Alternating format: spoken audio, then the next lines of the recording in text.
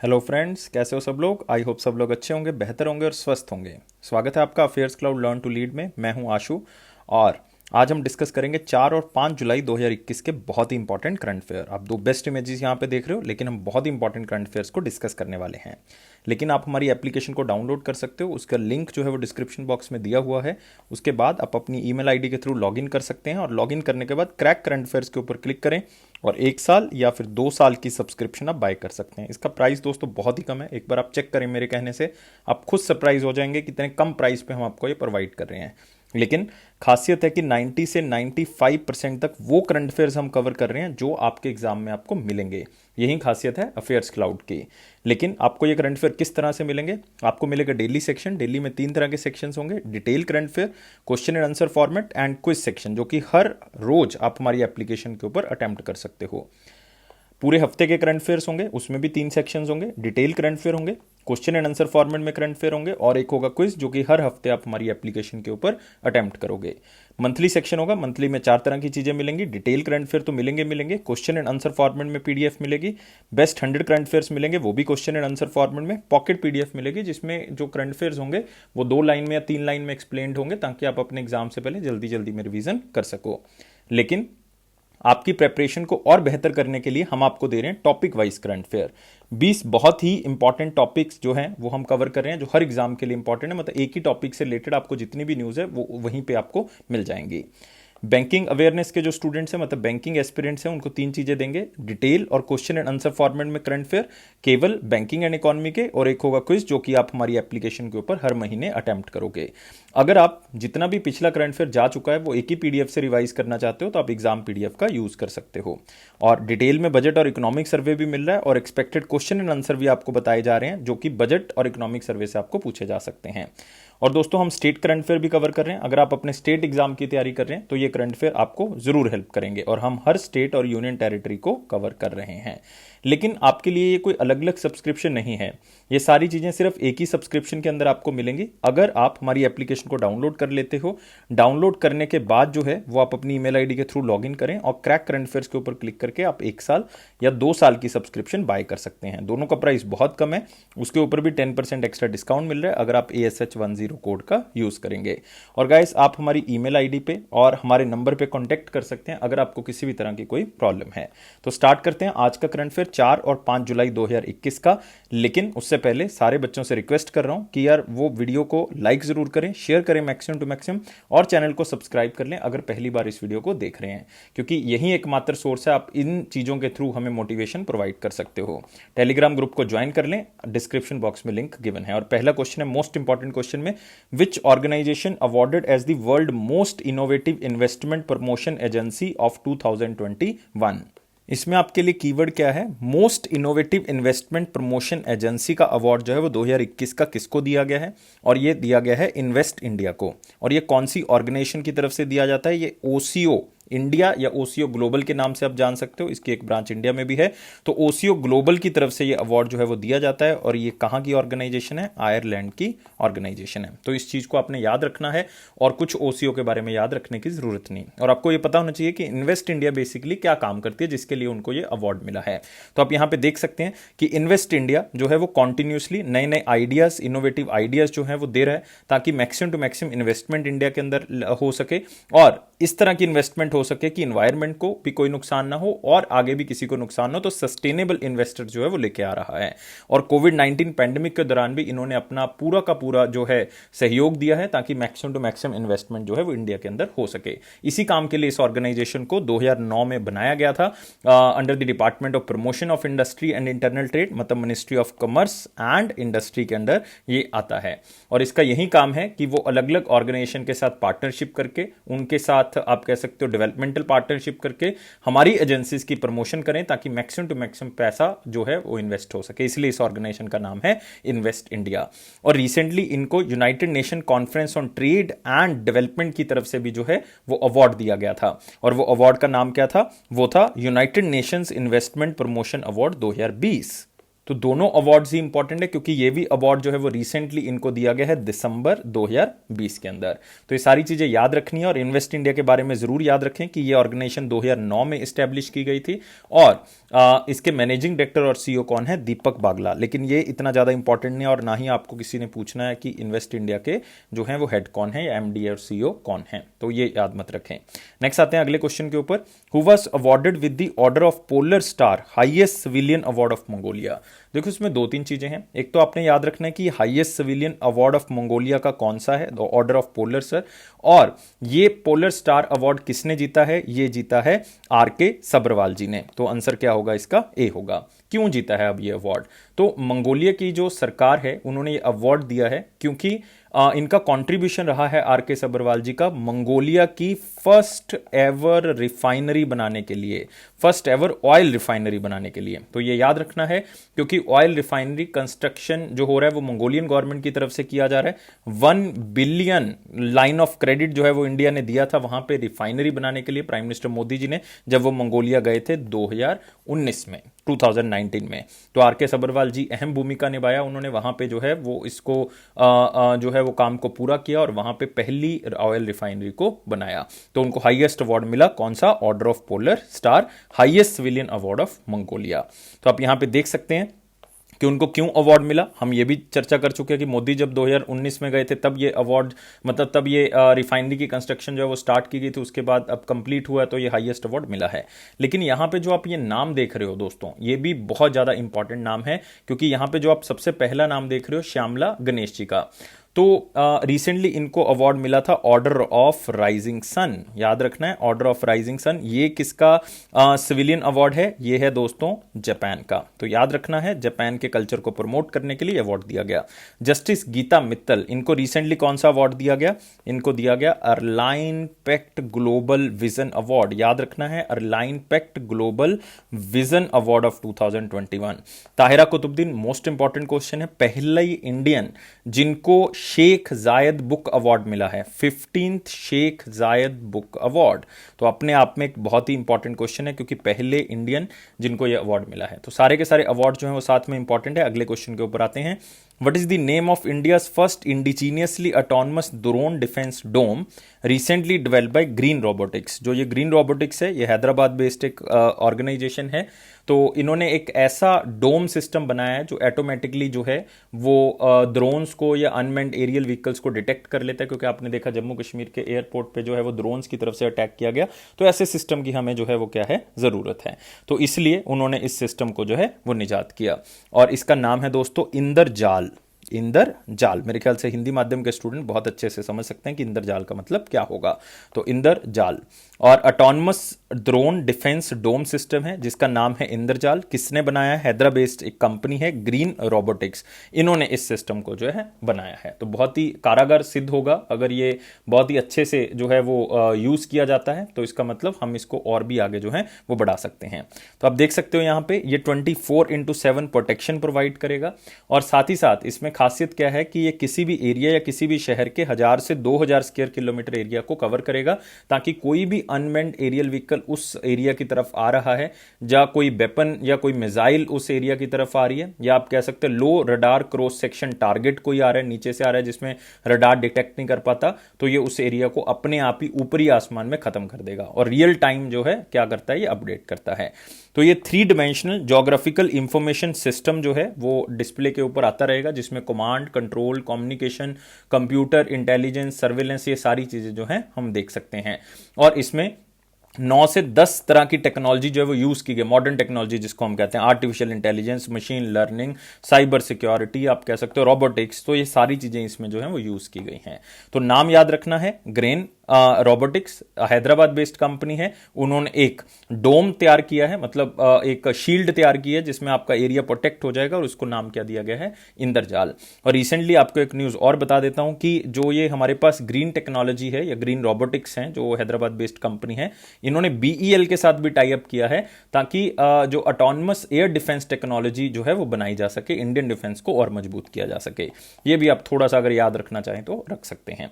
अगले क्वेश्चन के ऊपर बढ़ते हैं। अगला है who has been appointed as the chairman of the Indian Federation of United Nation Association. देखो इसमें सबसे इंपॉर्टेंट जो है वो नाम है ऑर्गेनाइजेशन का, और क्योंकि ये एक ऐसी ऑर्गेनाइजेशन है जो इंडिया को रिप्रेजेंट करती है दोस्तों, इंडिया को रिप्रेजेंट करती है कहां पे, यूनाइटेड नेशन के फोरम में, मतलब मतलब एक ही ऑर्गेनाइजेशन है जो इंडिया को रिप्रेजेंट करती है यूनाइटेड नेशन के फोरम में। और साथ ही साथ आप कह सकते हो जो यूनाइटेड नेशन की इकोसॉक बॉडी है, इकोसॉक का मतलब है United nation economic and social council, उसमें भी जो है वो आप कह सकते हो कि इसको कंसल्ट किया जाता है इस बॉडी को। तो इंपॉर्टेंट है, एक ही बॉडी जो इंडिया को यूनाइटेड नेशन पे जो है वो रिप्रेजेंट करती है वो है Indian Federation of United Nation association, और उसका चेयरमैन किसको बनाया गया है? शंभुनाथ श्रीवास्तव को बनाया गया है। तो आप देख सकते हो शंभुनाथ श्रीवास्तव का फोटो, और उनको चेयरमैन लगा दिया गया है। और खास बात क्या है कि ये इलाहाबाद हाई कोर्ट के फॉर्मर जज जो हैं वो रह चुके हैं, याद रखना है, फॉर्मर इलाहाबाद हाई कोर्ट जज। और आप एक और भी याद रख सकते हैं कि ये चीफ लोकायुक्ता भी रह चुके हैं, लोकायुक्ता छत्तीसगढ़ स्टेट के। फिर इनको चेयरमैन लगाया गया Indian Federation of United Nation association को। ये जो पोजीशन है पहले कौन होल्ड कर रहा था? ये कर रहा था मुकुल संगमा जी। मेरे ख्याल से काफी बच्चों ने नाम सुना होगा, ये फॉर्मर चीफ मिनिस्टर हैं कौन सी स्टेट के? मेघालय के। तो ये चीज आपने याद रखनी है जितनी भी मैंने आपको यहां पे बताई हैं। लेकिन इसी के साथ आपने याद रखनी है जो आप और अपॉइंटमेंट्स यहां पे देख रहे हो, आप देख रहे हो जस्टिस ए के मिश्रा।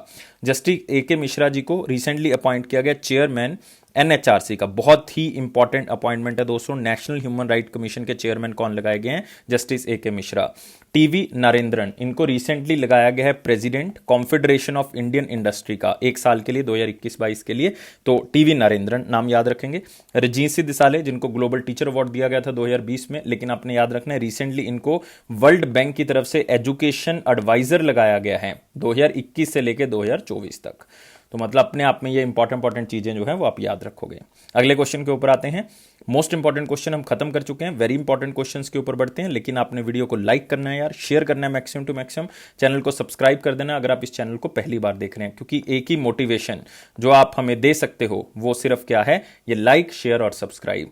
और गाइज आप हमारे टेलीग्राम ग्रुप को ज्वाइन कर सकते हैं, डिस्क्रिप्शन बॉक्स में लिंक गिवन है। और पहला है who wrote a book? Nathuram Godse ji, the true story of Gandhi ji assassination. तो नथुराम गोडसे के ऊपर एक बुक लिखी गई है कि उनकी आइडियोलॉजी क्या रही है, उनका माइंडसेट क्या रहा होगा जब गांधी जी की हत्या की उन्होंने। क्योंकि आप सबको पता है कि नथुराम गोडसे जी ने गोलियों से जो है वो गांधी जी को मार दिया था, जो कि आप कह सकते हो 30 जनवरी 1948 की मैं बात कर रहा हूं, जब गांधी जी जो है उनकी डेथ हुई थी। तो ये बुक जो है वो किसने लिखी है? ये लिखी है धवल कुलकर्णी ने। तो आप यहां पे कवर पेज देख सकते हो, बहुत ही सुंदर, Nathuram Godse ji the true story of Gandhi ji assassin Dhawal Kulkarni. और ये नथुराम गोडसे जी का फोटो है, जिन बच्चों ने नहीं देखा कभी तो वो यहां से देख सकते हैं। और उन्होंने बताया कि मतलब क्या आइडियोलॉजी जो है वो नथुराम की रही हो, क्योंकि नथुराम गोडसे ऑलरेडी एक बुक लिख चुके हैं। वो कौन सी लिख चुके हैं? Why I killed Gandhi. वो भी नथुराम गोडसे की तरफ से लिखी गई थी जेल में से। और इसमें लिखा गया है कि नथुराम गोडसे की क्या लाइफ रही है, अननोन एस्पेक्ट्स जो लोगों को बहुत कम पता है नथुराम गोडसे के बारे में, वो लिखे गए हैं। उनकी आइडियोलॉजी लिखी गई है और कौन से फैक्टर्स रहे हैं कि उन्होंने गांधी जी को मार दिया। और उन्होंने ये भी बताया कि किस तरह से मतलब ये इवेंट्स हुए हैं, एक करके उसको जोड़ा गया है आपस में। गांधी जी की डेथ के बाद भी जो है वो काफी चीजें जो है वो सामने आई हैं। तो धवल कुलकर्णी ने इस बुक को लिखा है, याद रखोगे, इंपॉर्टेंट है क्योंकि नथुराम गोडसे से रिलेटेड है, तो आप इसको याद रखोगे। और बाकी जो आप नाम देख रहे हो देखो वो भी बहुत इंपॉर्टेंट है। जैसे आप पहली ऑप्शन में देख रहे हो नाम, आपको क्या दिख रहा है यहां पे? राजीव मल्होत्रा। इन्होंने रिसेंटली एक बुक लिखी थी किसके ऊपर? आर्टिफिशियल इंटेलिजेंस के ऊपर, artificial intelligence and the future of power 5 battle ground, वो इन्होंने लिखी है। नितिन गोखले जी बहुत बार डिस्कस कर चुके हैं। मनोहर पारिकर के जी बारे में लिख चुके हैं, जो कि एक्स डिफेंस मिनिस्टर तो रह चुके हैं, गोवा के चीफ मिनिस्टर भी रह चुके हैं पहले, अब तो नहीं है हमारे बीच में, लेकिन इन्होंने मनोहर पारिकर के ऊपर बुक लिखी brilliant mind and simple life. Ranjit Hoskote और होस्कोते, इन्होंने बुक लिखी हंच प्रोज। नाम याद रखें, इंपॉर्टेंट है। कौन सी बुक? Hunch Prose. अगले क्वेश्चन के ऊपर आते हैं। अगला क्वेश्चन है what is the global minimum corporate tax on globally operating companies decided by G20, OECD and G7। देखो 3 ऑर्गेनाइजेशन इसमें आ चुकी हैं, G20, OECD एंड G7। तो इन्होंने अडॉप्ट किया है कि ग्लोबल मिनिमम एक कॉर्पोरेट टैक्स होना चाहिए। देखो होता क्या है कि जैसे फेसबुक जैसी कंपनी है, एप्पल जैसी कंपनी है, गूगल जैसी कंपनी है, तो ये ऐसी कंट्रीज ढूंढते हैं जहां पे टैक्स क्या होता है? कम होता है, जिनको हम क्या देते हैं? टैक्स हेवनली कंट्रीज, मतलब जहां पे टैक्स आपको बहुत कम देना हो। तो वहां पे ये अपने ऑफिस खोल लेते हैं, वहां से अपना काम करते हैं, जिसके कारण इनको टैक्स जो है वो कम देना पड़ता है। लेकिन अब ये G7 की तरफ से सबसे पहले प्रपोज किया, G20 में अडॉप्ट हो गया, OECD ने भी अडॉप्ट कर लिया है कि अब ग्लोबल मिनिमम इतना तो कॉर्पोरेट टैक्स लगेगा ही लगेगा, चाहे आप किसी भी कंट्री में हो। और अब धीरे धीरे करके इसको कंट्री ज्वाइन करती जा रही हैं, जैसे कि रिसेंटली इंडिया और चाइना जो है वो ज्वाइन कर चुके हैं इसको, क्योंकि ऑलरेडी इंडिया में 25% से 30% तक कॉर्पोरेट टैक्स ले ही रहे हैं वो, तो चाइना के अंदर भी उससे ज़्यादा है, तो बाय डिफॉल्ट हमें ज्वाइन करने में कोई इसमें निराशाजनक कोई बात नहीं है। तो आंसर क्या होगा इसका, 15% जो है वो global minimum corporate tax decide किया गया है। तो मिनिमम टैक्स रेट प्लान को जो है वो इंडिया ने ज्वाइन कर लिया, चाइना भी जो है वो क्या कर चुका है, इसको ज्वाइन कर चुका है। इसको थोड़ा सा आपने जरूर याद रखना है। और ये आइडिया दोस्तों कहाँ से आया था, ये यूनाइटेड स्टेट्स के जो हमारे पास प्रेसिडेंट हैं जो बाइडन जी, उन्होंने ये आइडिया जो है सबसे पहले दिया था, और G7 कंट्रीज ने जून में 2021 में इसको अपना लिया, क्योंकि G7 कंट्रीज की बैठक हुई थी लीडर्स की 2021 में, जिसमें prime minister Modi ji guest के रूप में गए थे। और इसकी अध्यक्षता कौन कर रहा है इस साल, यूनाइटेड किंगडम इस साल की अध्यक्षता कर रहा है, पता होना चाहिए आपको। और इंडिया और चाइना ने G20 OECD टैक्स फ्रेमवर्क को ज्वाइन कर लिया, और G20 के बारे में पता होना चाहिए कि इसकी अध्यक्षता कौन कर रहा है इस साल, इटली जो है वो G20 की अध्यक्षता कर रहा है। और ज्वाइन कर लिया कि हम भी इस टैक्स फ्रेम को जो है वो अपनाने के लिए तैयार हैं, क्योंकि ऑलरेडी हमारी कंट्री में ज्यादा है। और OECD क्या काम करेगा, ग्लोबल कैंपेन करेगा कि इस तरह का होना चाहिए, अलग अलग कंट्रीज को मनाने का काम जो है वो करेगा। OECD का मतलब है Organisation for Economic Cooperation and Development, जिसका हेडक्वार्टर आपको कहां पे मिलेगा, पेरिस फ्रांस के अंदर मिलेगा।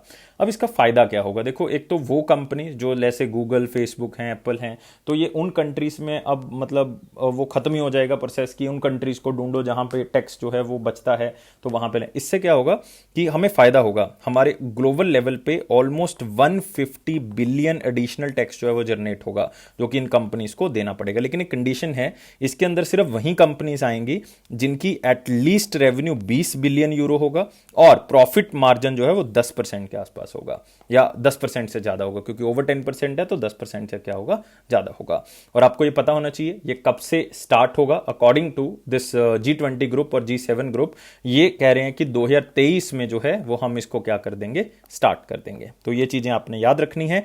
और रिसेंटली एशियन डेवलपमेंट बैंक ने भी एक ऐसी बात कही थी कि एशिया पैसिफिक टैक्स हब जो है वो इंटरनेशनल टैक्स कॉर्पोरेशन जो है वो बनाना चाहिए, मतलब जो एशिया पैसिफिक भी एक टैक्स होना चाहिए, जिसके बेसिस पे जितनी भी कंट्रीज वहां पे आ रही है उनका टैक्स जो है वो क्या होना चाहिए, बराबर होना चाहिए, या एक मिनिमम लेवल तो होना ही चाहिए। तो वो भी एशियन डेवलपमेंट बैंक की तरफ से पास किया गया है। तो ये सारी चीजें आपने याद रखनी है, जितनी भी मैंने आपको बताई हैं बहुत ही इंपॉर्टेंट है, ये क्वेश्चन आपको मिल जाएगा बहुत ही जल्दी। और G7 की अध्यक्षता बता चुका हूं, G20 की बता चुका हूं, दोनों याद रखने। OECD का हेडक्वार्टर भी आपको पता लग चुका है। नेक्स्ट क्वेश्चन आता है, which country recently awarded a malaria free certification by the World health Organisation. तो 70 साल दोस्तों मतलब उस कंट्री ने जो है वो काम किया है। तो मतलब अगर 70 साल यार काम किया है तो बाय डिफॉल्ट मतलब इन 70 सालों की मेहनत के बाद जो है वो उन्होंने ये सर्टिफिकेट हासिल किया है। और वो कंट्री दोस्तों कौन सी है, याद रखोगे, वो कंट्री हमारे पास है चाइना।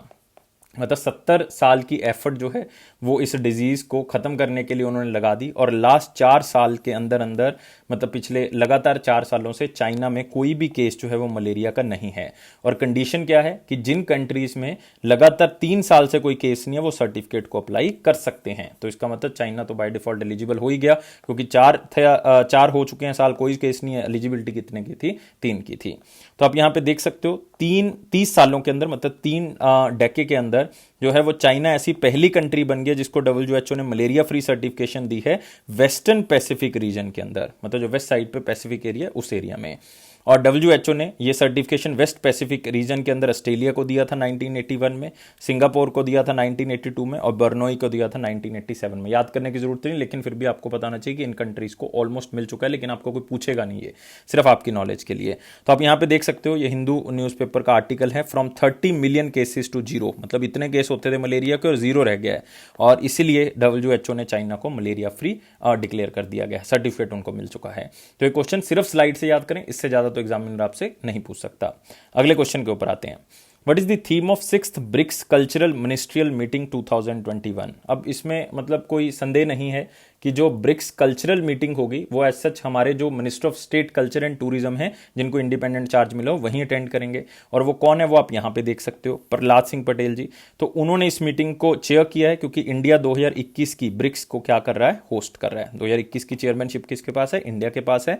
और वीडियो कॉन्फ्रेंस के थ्रू आप देख सकते हो यहाँ पे वो क्या कर रहे हैं, इसको होस्ट कर रहे हैं। लेकिन इसका थीम क्या था, इसका थीम था bonding and harmonising cultural synergy, मतलब हमने कल्चर के थ्रू हमने टूरिज्म के थ्रू जो है वो हमने आपस में कंट्रीज को क्या बनाना है, जोड़ना है आपस में, हमने नॉलेज को शेयर करना है, कल्चरल एक्सपीरियंसेस को शेयर करना है, हमने अपनी कंट्री के अलग अलग, चाहे वो छूने वाले हैं चाहे नहीं छूने वाले कल्चरल हेरिटेज हैं, उसको बचा के रखना है। और इवन इंडिया की तरफ से यह प्रस्ताव भी रखा गया कि एक ब्रिक्स अलायंस होनी चाहिए जो कि हमारे मनुस्क्रिप्ट्स, जो कि हमारे पुराने डॉक्यूमेंट्स हैं, उनको बचाने का काम करेगी। एक ऐसी हमारे पास जो है वो एक ब्रिक्स की अलायंस होनी चाहिए। जैसे कि हमारे पास आप कह सकते हो वेदास हैं, हमारे पास मनुस्क्रिप्ट्स हैं, मतलब और भी बड़े बड़े हमारे पास ऐसे उल्लेख हैं जिनको बचाना बहुत ज़रूरी है। और इसके लिए हम डिजिटल टेक्नोलॉजी का यूज़ कर सकते हैं ताकि हम नई टेक्नोलॉजी के बेसिस पे like virtual museum, arts, theatre, लोगों को इसके बारे में जागरूक कर सकें। तो ये 6th ब्रिक्स थी इस बार, ये याद रखना है कल्चरल मिनिस्टर्स की। और प्रहलाद सिंह पटेल जो कि कल्चर एंड टूरिज्म मिनिस्टर हैं, उन्होंने इसको अटेंड किया इंडिया की तरफ से।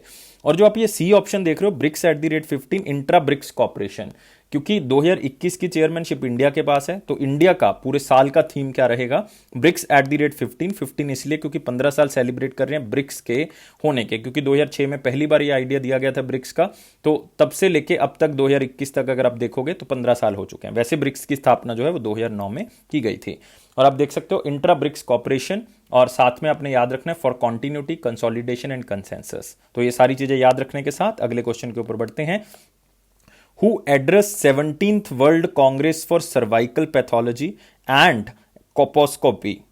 इसमें एल जो है वो साइलेंट रहता है बेसिकली, कोपोस्कोपी। तो याद रखोगे सर्वाइकल कैंसर के बारे में है, सर्वाइकल कैंसर को किस तरह से खत्म कर सकते हैं उसके बारे में है। तो 17th वर्ल्ड कांग्रेस की एक कॉन्फ्रेंस हुई है या मीटिंग हुई है आप कह सकते हो, तो उसको बाय डिफॉल्ट हमारे यूनियन मिनिस्टर ऑफ हेल्थ जो हैं वो एड्रेस करेंगे, तो हर्षवर्धन जी ने इसको एड्रेस किया है।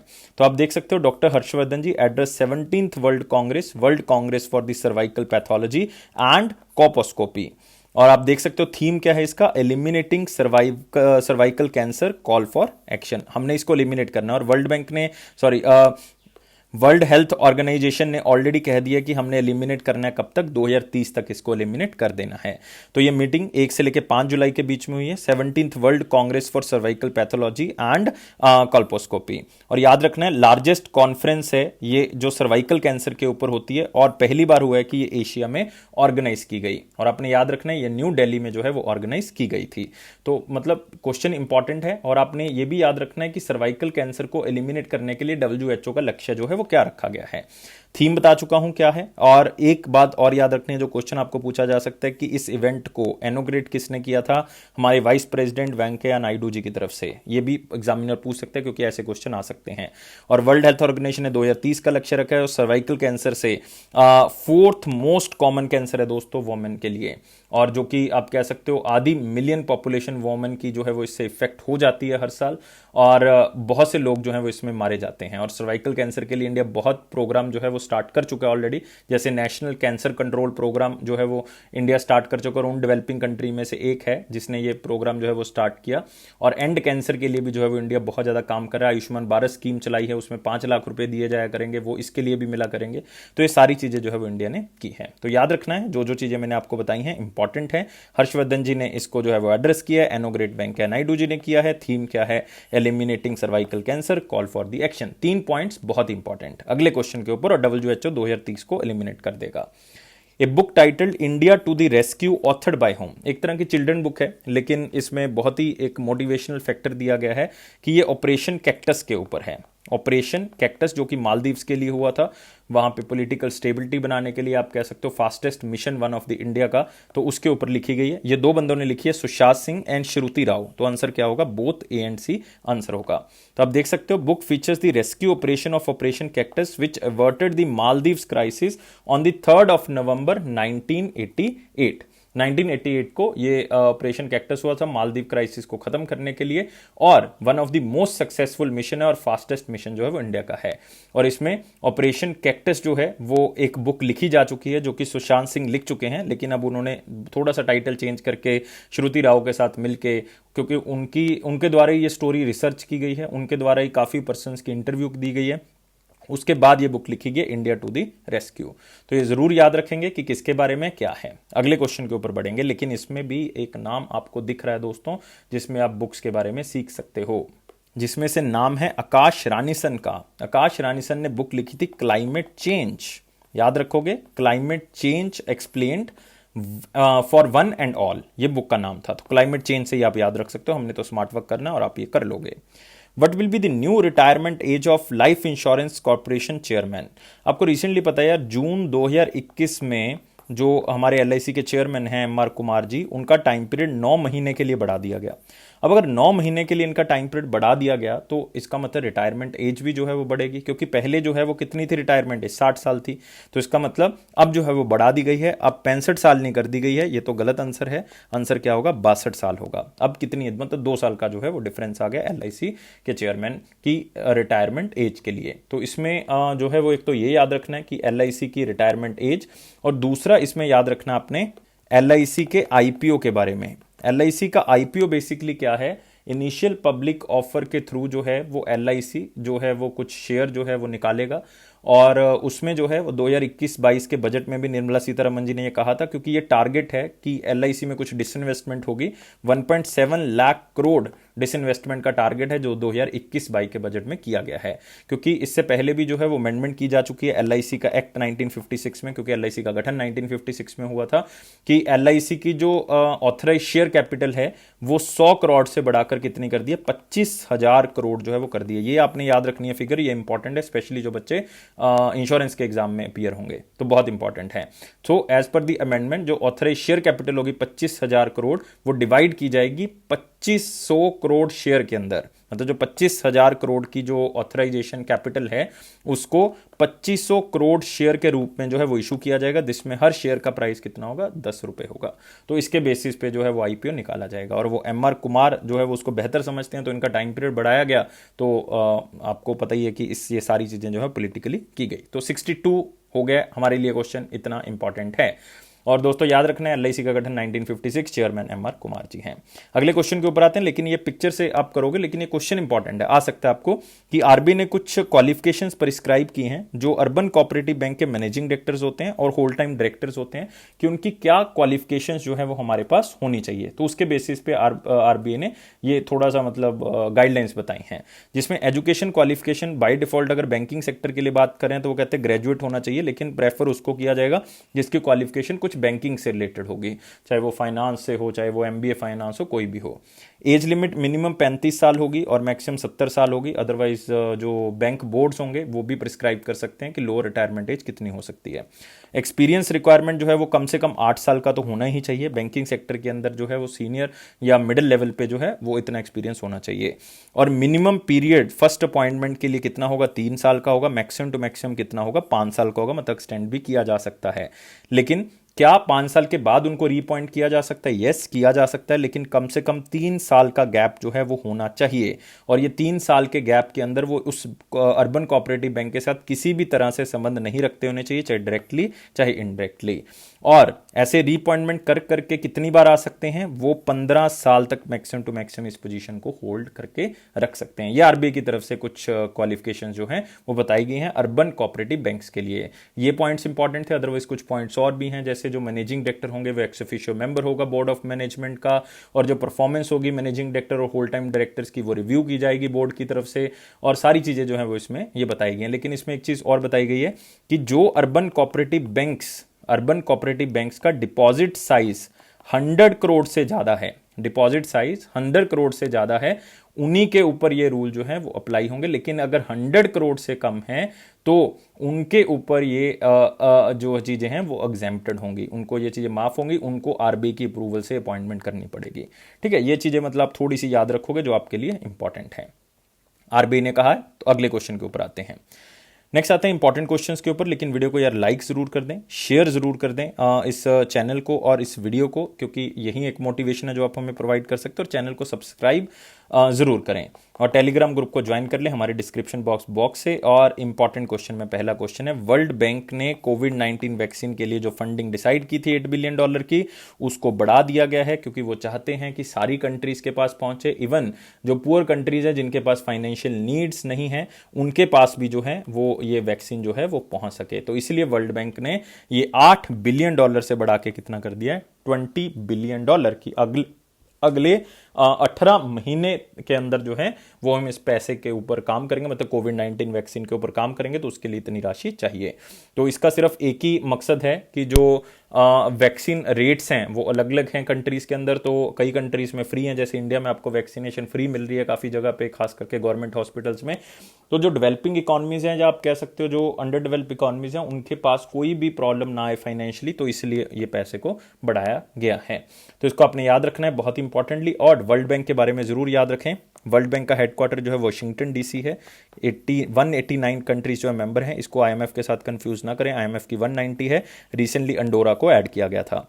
और इसके हेड हैं डेविड आर मालपास। और दोस्तों साथ ही साथ याद रखना है कब गठन हुआ था इसका, 1944 में आईएमएफ को साथ में बनाया गया था। और आईएमएफ और वर्ल्ड बैंक को ब्रेटन वुड ट्विंस भी कहा जाता है। स्टेट पीएससी में ये क्वेश्चन पूछ लेते हैं, याद रखोगे।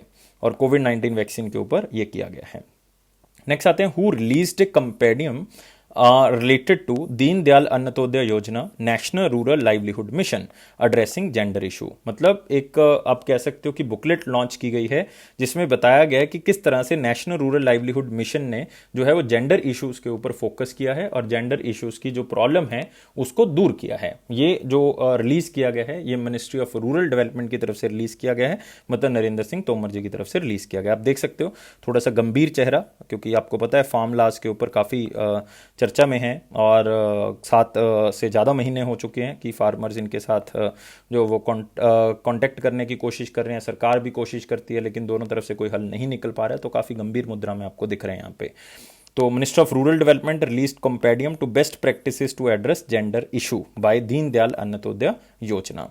और ये आपको पता होना चाहिए कि दीनदयाल अन्नतोदय योजना के थ्रू इस कंपेडियम में ये बताया गया है कि जो विलेज ऑर्गेनाइजेशंस हैं उन्होंने किस तरह से चाइल्ड मैरिजेस को रोका है अलग अलग जगह पे, क्राइम अगेंस्ट वुमेन रोका है, वायलेंस अगेंस्ट वुमेन को रोका है। और ये सारी चीज़ें बताई हैं कि किस तरह से 23 स्टेट्स की केस स्टडी के बाद ये जो है वो सामने आया नतीजा कि इन्होंने बीच में जो है वो गांव में अपने सेल्फ हेल्प ग्रुप्स बना के फाइनेंशियल लेवल पे, इकोनॉमिक लेवल पे और सोशल लेवल पे जो है वो लोगों की डेवलपमेंट की है, सर्विस की है उनको। और ये खास करके वुमेन के लिए बहुत ज़्यादा फायदा हुआ है, मतलब एक तरह की औरतों की आवाज़ बनी है ये ऑर्गेनाइजेशन की शुरुआत, या आप कह सकते हो इस संगठन की शुरुआत, नेशनल रूरल लाइवलीहुड मिशन की शुरुआत 2011 में की गई थी। आजीविका national rural livelihood mission ministry of rural development की तरफ से, मनमोहन सिंह तब प्राइम मिनिस्टर थे तब किया गया था इसको। 2015 में मोदी जी ने इसका नाम चेंज कर दिया और इसका नाम कर दिया Deendayal Antyodaya Yojana national rural livelihood mission. और इसका काम यह है कि जो सेल्फ हेल्प ग्रुप्स होंगे वो फाइनेंशियल, इकोनॉमिक और सोशल लेवल पे लोगों की डेवलपमेंट करेंगे, स्पेशली रूरल वुमेन के ऊपर, और वो भी अगर गरीब हो तो उसको ज़्यादा हेल्प की जाएगी और इसमें इनकम और क्वालिटी ऑफ लाइफ को इंप्रूव किया जाएगा। यही जो है वो लक्ष्य है इस स्कीम का। तो जितनी भी चीज़ें मैंने बताई हैं वो याद रखना है। नरेंद्र सिंह तोमर जी जो कि यूनियन मिनिस्टर ऑफ एग्रीकल्चर भी है, इनकी कॉन्स्टिट्यूएंसी कौन सी है, मोरेना, मध्य प्रदेश के अंदर। और साध्वी निरंजन ज्योति जी, और ये हैं हमारे पास minister of state rural development की, और इनकी कॉन्स्टिट्यूएंसी है फतेहपुर। लेकिन ये बहुत ज़्यादा इंपॉर्टेंट नहीं है, तो जो भी मैं चीज़ें बताता हूँ लास्ट में आपको कह देता हूँ कि ये इंपॉर्टेंट नहीं, तो उसको छोड़ भी सकते हो। अगर याद रह गया दिमाग में तो अलग बात है। नेक्स्ट आते हैं, फिर से क्वेश्चन करोगे आप अपनी इस पिक्चर से। पिक्चर है जो कि बताती है कि एक ऑर्गेनाइजेशन को मान्यता मिल गई है, नेशनल किक बॉक्सिंग फेडरेशन जो है, आप कह सकते हो कि इसको गवर्नमेंट की रिकॉग्नाइजेशन मिल गई है, नेशनल स्पोर्ट्स फेडरेशन की तरफ से इसको जो है वो आप कह सकते हो रिकॉग्नाइजेशन मिल चुकी है। और आपने बताना है कि अब इसकी ऑर्गेनाइजेशन को जैसे ही आप कह सकते हो कि रिकॉग्नाइजेशन मिल चुकी है, क्या इंडियन ओलंपिक ने भी इसको एक्सेप्ट कर लिया? यस, इंटरनेशनल ओलंपिक कमेटी की तरफ से भी already World Association of Kick Boxing Organisation को मान्यता मिल चुकी है। अब ये International Federation for Kick Boxing के नाम से जानी जाएगी और फुल टाइम मेंबर बना दिया गया है ओलंपिक गेम्स का, मतलब हर बार जो है किक बॉक्सिंग एक इवेंट जो है वो होगा। और किक बॉक्सिंग परमानेंट मेंबर बन चुका है 2021 टोक्यो ओलंपिक से, आगे वाली ओलंपिक्स में भी और इस ओलंपिक्स में भी। तो ये आप थोड़ा सा याद रखोगे। और मिनिस्ट्री ऑफ यूथ अफेयर्स और स्पोर्ट्स के जो हमारे यूनियन मिनिस्टर हैं किरण रिजिजू जी, उन्होंने ये घोषणा की है कि वाको इंडिया, याद रखोगे वाको इंडिया मतलब World Association of Kick Boxing Organisation India को हम नेशनल स्पोर्ट्स फेडरेशन की मान्यता जो है वो प्रदान करते हैं, मतलब नेशनल किक बॉक्सिंग फेडरेशन भी जो है वो बनेगी अब। तो इसको याद रखोगे आप। और minister of youth affairs and sports के जो मिनिस्टर ऑफ स्टेट हैं वो किरण रिजिजू जी हैं, उनकी कॉन्स्टिट्यूंसी अरुणाचल वेस्ट है।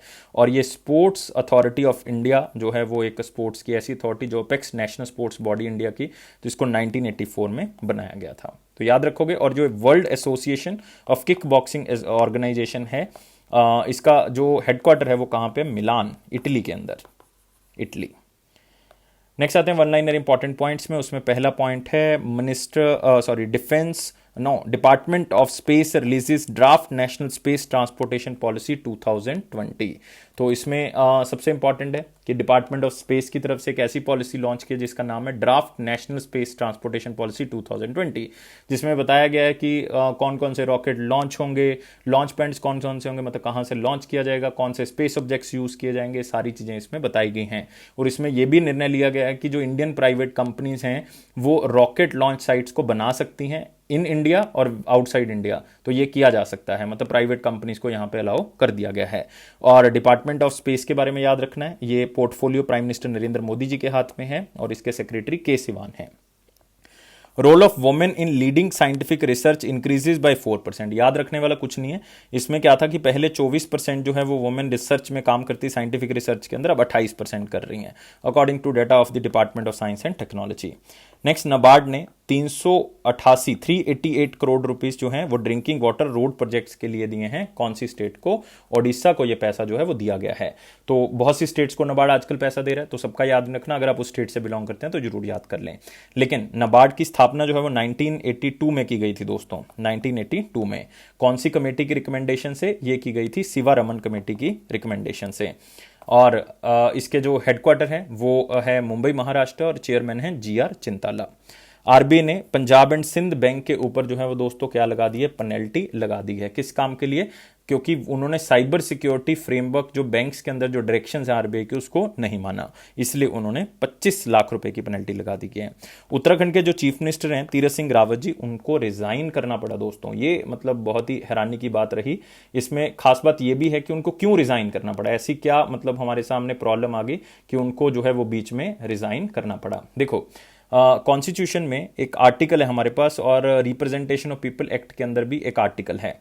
जो हमारा कॉन्स्टिट्यूशन का आर्टिकल है 164, उसके तहत जो है वो या आप कह सकते हो रिप्रेजेंटेशन पीपल एक्ट है, उसका सेक्शन है 151A। उसके तहत जो है वो एक बंदा जो ना तो विधानसभा का मेंबर है ना ही विधान परिषद का है, तो वो 6 महीने तक जो है वो एज ए अपनी पोजीशन पे होल्ड करके रह सकता है, चाहे वो चीफ मिनिस्टर हो चाहे वो मिनिस्टर हो। लेकिन जो तीरथ सिंह रावत जी हैं तो उनका जो टाइम पीरियड है अभी पूरा तो नहीं हुआ था, 10 मार्च को तो उनको अपॉइंट किया गया था, 10 सितंबर तक की अभी वैलिडिटी थी। लेकिन प्रॉब्लम क्या है कि वो 10 सितंबर तक रुके क्यों नहीं? अब अगर नहीं रुके तो इसके पीछे कोई कारण होगा। तो कारण क्या है कि इलेक्शन कमीशन की तरफ से एक मैनुअल है जिसमें ये कहा गया, even representation of people act में भी कहा गया है कि जिस स्टेट में 1 साल से कम टाइम पीरियड रह जाए इलेक्शन होने में, मेन इलेक्शन होने में, उसमें बाय इलेक्शन नहीं हो सकते। तो इसका मतलब जो त्रिवेंद्र सिंह रावत है वो किसी भी तरह से स्टेट इलेक्शन मतलब बाय इलेक्शन करके जो है वो जीत ही नहीं सकते थे। तो इसलिए उनको क्या करवाया गया? रिजाइन करवाया गया, क्योंकि इसके बाद अगर वो सितंबर में रिजाइन करते तो बहुत कम टाइम था इलेक्शन में। अभी जो है वो फिर भी 3 महीने ज्यादा मिलेंगे जो नए चीफ मिनिस्टर हमारे पास आए हैं, उनका नाम भी बताऊंगा। लेकिन इस चीज को जरूर नोट करना है कि कोई भी बंदा अगर वो लोकसभा राज्यसभा का मेंबर नहीं है तो मैक्सिमम टू मैक्सिमम 6 महीने तक अपनी पोजीशन को होल्ड कर सकता है। 6 महीने के अंदर अंदर या तो उसको मेंबर बनना पड़ेगा या 6 महीने के बाद उसको अपनी कुर्सी को छोड़ना पड़ेगा। और यहां पे बाई इलेक्शन करवा के उनको शायद मेंबर बना भी दिया जाता, लेकिन कंडीशन क्या होगी कि यार इलेक्शन है अगले साल, तो 1 साल से कम टाइम पीरियड बचा है मेन इलेक्शन में, जिसके कारण जो है वो इलेक्शन कमीशन इलेक्शन भी नहीं करवा सकता। तो इसलिए उनको रिजाइन करना पड़ा।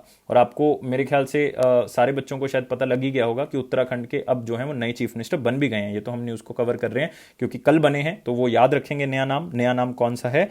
पुष्कर। चाहे ओनली पुष्कर याद कर लें क्योंकि ऑप्शन टिक करना है, लेकिन पूरा नाम है पुष्कर सिंह धामी। इनको अपॉइंट किया गया as a new chief minister of Uttarakhand, new chief minister of Uttarakhand. और खास बात क्या है, ये यंगेस्ट चीफ मिनिस्टर बने हैं उत्तराखंड के, youngest chief minister of Uttarakhand. जरूर याद रखेंगे, सिर्फ 45 साल के हैं, सिर्फ 45 साल के। नेक्स्ट है हमारे पास international day of the cooperatives observed on 3 July. 3 जुलाई को नेशनल डे ऑफ कोऑपरेटिव्स जो है इंटरनेशनल डे मनाया गया, लेकिन हर साल ये 3 जुलाई को नहीं मनाया जाता, ये फर्स्ट सैटरडे बनाया जाता है जुलाई के। तो इसका मतलब आपने सिर्फ इतना याद रखना है कि एक इंटरनेशनल डे ऑफ कोऑपरेटिव है जिसका काम क्या है, लोगों में अवेयरनेस क्रिएट करना कि कोऑपरेटिव्स और जो कंट्रीब्यूशन है कोऑपरेटिव मूवमेंट की वो बहुत ज़्यादा आप कह सकते हो सम्मानित करने योग्य है। और इसमें क्या है कि इंटरनेशनल कोऑपरेटिव मूवमेंट्स जो अलग अलग कंट्रीज में हुई हैं, इवन चाहे वो गवर्नमेंट की तरफ से हैं, चाहे लोकल हैं, चाहे नेशनल या इंटरनेशनल लेवल पे, उनको जो है वो सम्मानित करना है और उसको और मजबूत करना है, क्योंकि इकट्ठे जब हम मिलते हैं कोऑपरेटिव्स के थ्रू तो हम इकट्ठे अगर काम करते हैं तो उससे लाभ जो है वो सबको मिलता है। इसलिए इसका थीम क्या रखा गया है, rebuild better together. Rebuild better together, याद रखोगे, ये थीम है दोस्तों इसका। नेक्स्ट आते हैं question of the day. Question of the day क्या कहता है, 3 जुलाई 2021 का क्वेश्चन क्या था? क्वेश्चन था who was the chairman of the committee on medium term path on financial inclusion. तो फाइनेंशियल इंक्लूजन के ऊपर दोस्तों एक कमेटी बनाई गई थी, और वो कमेटी कब बनाई गई थी? 2015 में उस कमेटी को बनाया गया था। उस कमेटी का काम था कि जो फाइनेंशियल इंक्लूजन के लिए 5 साल की योजना जो है वो तैयार करें, जिसमें हर तरह का फैक्टर जो है वो कवर किया जाएगा, जैसे pension, insurance, social security, credit, deposit, payment, ये सारी चीज़ों को कवर किया जाएगा इस 5 ईयर प्लान के अंदर। और हर कंपोनेंट जो है वो क्या क्या जो है वो काम करेगा वो भी डिटेल में इस कमेटी ने बताना था। तो ये कमेटी थी दीपक मोहंती कमेटी। याद रखना है कौन से ईयर में बनाई गई थी? 2015 में बनाई गई थी, और 4 महीने के अंदर अंदर इनको रिपोर्ट सबमिट करने के लिए कहा गया था। नेक्स्ट आते हैं, अब आते हैं क्वेश्चन ऑफ द डे। बहुत ही सिंपल क्वेश्चन है, अगर आप मॉनेटरी पॉलिसी को पढ़ा हुआ है आपने, खास करके बैंकिंग स्टूडेंट्स ने तो पढ़ा ही होगा, तो आंसर दे सकते हैं। In what form the banks are required to maintain deposits with RBI under CRR या कैश रिजर्व रेशो। तो कैश रिजर्व रेशो में आरबीआई के पास जो है वो बैंक्स ने किस फॉर्म में राशि को रखना होता है? तो आपने मुझे कमेंट बॉक्स में आंसर बताना है, क्योंकि क्वेश्चन तो बहुत सिंपल है। क्योंकि काफी बच्चे एसएलआर और सीआरआर में कंफ्यूज होते हैं कि एसएलआर में किस फॉर्म में पैसा रख सकते हैं और सीआरआर में किस फॉर्म में रख सकते हैं। तो इसलिए ध्यान से आंसर को जो है वो करना है क्वेश्चन को पढ़ के। मैं वेट कर रहा हूं आपके आंसर की, सब बच्चों ने आंसर करना है। लाइक चाहिए यार वीडियो के ऊपर, सब्सक्राइब करना है चैनल को, और साथ ही साथ आपने शेयर करना है मैक्सिमम टू मैक्सिमम। यही मोटिवेशन के थ्रू मैं आगे बढ़ता रहूंगा। और दोस्तों इस बेल बटन को प्रेस कर दें, और साथ ही साथ जो है वो टेलीग्राम ग्रुप को ज्वाइन कर लें, ताकि ऑफिशियल नोटिफिकेशन आपको मिलता रहे। ये अफेयर्स क्लाउड का प्रॉमिस है कि आपके कॉन्फिडेंस को जरूर बूस्ट करेंगे, और साथ ही साथ ये मेरा पर्सनल प्रॉमिस है कि इसी तरह से वीडियोस को देखते रहोगे और पीडीएफ से करंट अफेयर्स को पढ़ते रहोगे, तो आपका जो है वो कॉन्फिडेंस और भी बढ़ेगा। और जो बच्चे ऑलरेडी कर चुके हैं कमेंट करते हैं कि सर हमारा कॉन्फिडेंस बढ़ा है, मुझे बहुत खुशी होती है जान के कि आपको कोई ना कोई लाभ जो है वो जरूर मिला है। हमारी पीडीएफ को सब्सक्राइब कर लें, एप्लीकेशन को डाउनलोड कर लें। डाउनलोड करने के बाद जो है वो 1 साल या 2 साल की सब्सक्रिप्शन आप ले सकते हैं। 10% एक्स्ट्रा डिस्काउंट मिल जाएगा इस कोड को यूज करके, ASH10। और गाइस लाइफ को बहुत ज्यादा सीरियस ना लें, हमेशा खुश रहे। खुश रहोगे तो एग्जाम जल्दी क्लियर होगा। Thank you guys, take care, bye bye.